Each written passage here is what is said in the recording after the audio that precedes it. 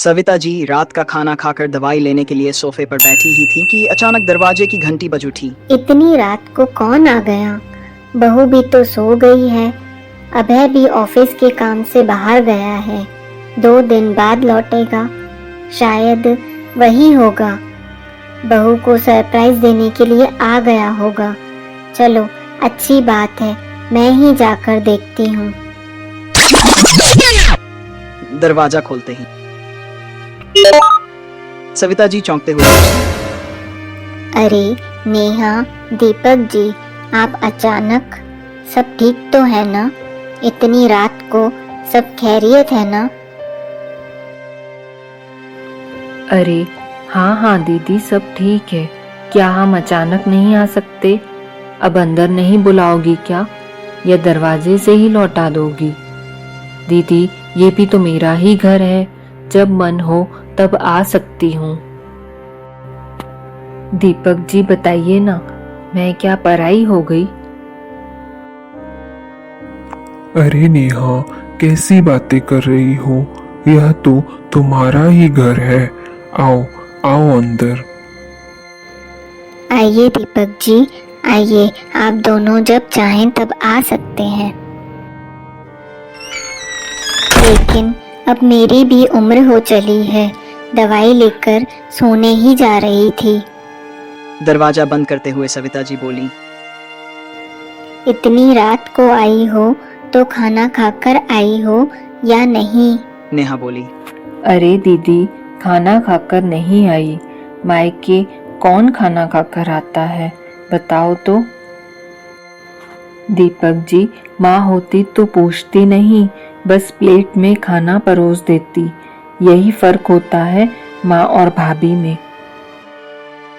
सविता जी मुस्कुराते हुए बोली, हाँ नेहा, मैं जानती हूँ, लेकिन समय तो देखो, रात के 11:30 बज रहे हैं। शायद माँ होती तो कहती कि शरीफ घरों की बहुएं इतनी रात को बाहर नहीं निकलती। खैर, आना ही था तो पहले ही बता देती, बहू से खाना बनवा देती। नेहा बोलती हैं, अब कहाँ है आपकी रानी बहू? अब तो बना देगी खाना। वो अभी अभी सोई है। तो उठा दो ना भाभी, क्या खाना नहीं बनाएगी? नहीं नेहा, उसे सोने दो, मैं कुछ बना देती हूँ। उसे बच्चों की वजह से सुबह जल्दी उठना होता है। वाह दीदी, कैसी बहू है आपकी। बुआ सास और फूफा ससुर आए हैं और महारानी सोई है। बड़े घर की बातें करते हो। अब देख लो अपनी बहू। दीदी अब भी मौका है, अपने छोटे बेटे रोहन की शादी कम से कम सोच समझ कर करना। हाँ हाँ नेहा, अगर कोई समझदार और अच्छे संस्कारों वाली लड़की मिली तो जरूर सोचूंगी।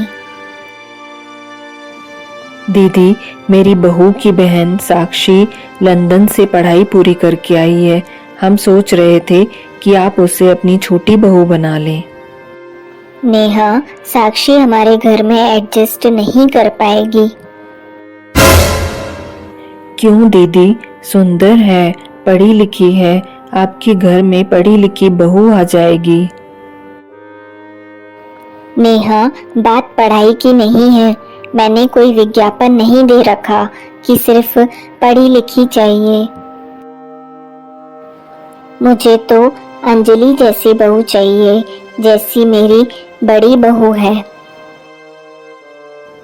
अरे दीदी, रहने दो। अंजलि इतनी तारीफ के लायक नहीं है। देखो अब तक उठकर नहीं आई। मुझे पता है मेरी अंजलि कैसी है और मेरा बेटा अभय कैसा है। तुम भी जानती हो, अंजलि ही उसे संभाल सकती है। दीदी, साक्षी जैसी बहू पाकर आप धन्य हो जाएंगी। नेहा, अगर तुम्हारी बहू इतनी ही अच्छी होती तो तुम दोनों रात 11:30 बजे भूखे ना आते। दीपक जी बोले, दीदी, हम तो आपके हाथ का खाना खाने आए हैं। रोहन के लिए अच्छा रिश्ता बताने आए हैं और आप बात दूसरी तरफ ले जा रही हैं। माफ कीजिए दीपक जी, अगर मेरी बात बुरी लगी हो, लेकिन नेहा 4 दिन पहले भी तुम बिना खाए आई थी क्योंकि तुम्हारी बहू किट्टी पार्टी में गई थी। दीदी वो पढ़ी लिखी है, उसका अलग स्टैंडर्ड है, ऑफिस में काम करती है, दोस्तों के साथ उठना बैठना है, घर में नौकर है। मैं नहीं कहती कि वो अपनी लाइफ नहीं जिए, लेकिन आप दोनों का भी ख्याल रखे। आज कहाँ गई है? उसकी सहेली की ननंद की सगाई है, वहाँ गई है। सहेली की ननंद? क्या उसे नहीं पता कि दीपक जी की तबीयत खराब रहती है? अपनों की जरूरत होती है, नौकरों की नहीं। अगर तुम्हारी बहू ऐसी है तो साक्षी कैसी होगी? मैं अंजलि जैसी ही बहू लाऊंगी। दीदी वह पढ़ी लिखी है, कभी पैसों की कमी नहीं होने देती। नेहा, अगर पैसे से ही सब कुछ खरीदा जा सकता तो क्या तुम सुख शांति भी खरीद पाती? मेरी अंजलि तारीफ के लायक है। तुम्हारे भैया के जाने के बाद उसने मुझे और अभय को संभाला। 2 बच्चों के साथ उसने नौकरी तक छोड़ दी।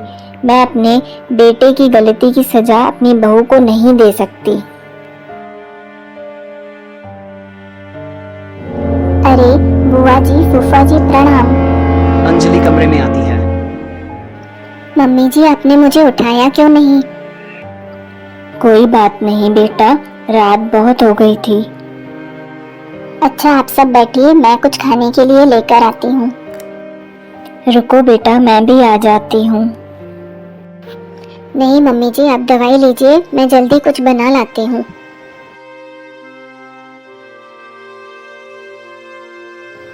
देखा नेहा, यही है मेरी अंजलि, सुशील, समझदार, इसे कहते हैं परिवार की शान। अच्छा दीदी, मत कराओ साक्षी से रोहन की शादी। आप अपनी प्यारी बहू अंजलि जैसी ही छोटी बहू लाना। हाँ नेहा, मेरी अंजलि तो हीरा है और मैं अपनी छोटी बहू भी हीरा ही लाऊंगी। तो दोस्तों, आज की कहानी में बस इतना ही।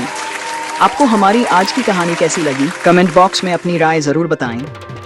अगर आपको कहानी पसंद आई हो तो ऐसी और प्रेरणादायक कहानियों के लिए चैनल पर हमारे साथ बने रहें। और हाँ, जिन्होंने चैनल को अभी तक सब्सक्राइब नहीं किया है वो जल्दी से चैनल को सब्सक्राइब कर लें।